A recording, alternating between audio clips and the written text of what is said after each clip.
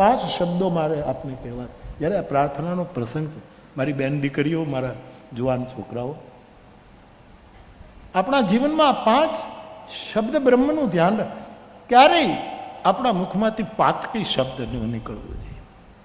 અને મોટામાં મોટું પાતક છે ખોટું બોલવું. તે નહીં અસત્ય સમય પાતક પુંજા. બીજું, આપણા મુખમાંથી પ્રાર્થનામાં પ્રભાવક શબ્દોની જડી ન વરસવી જોઈએ, સ્વભાવક શબ્દોની જડી વરસવી. મોટા મોટા શબ્દો, મોટા મોટા નહીં, આપણા સ્વભાવમાંથી જે નીકળે પ્રાર્થના.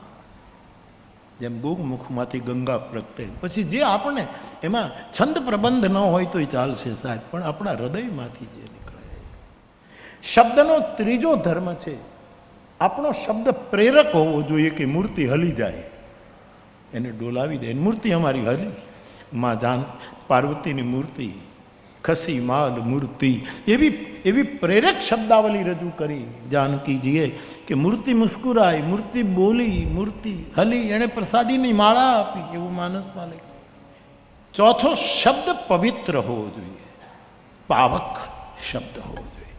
અને આપણી પ્રાર્થનામાં કેવલ આપણા માટે જ નહીં, પારમાર્થિક શબ્દ હોવો જોઈએ.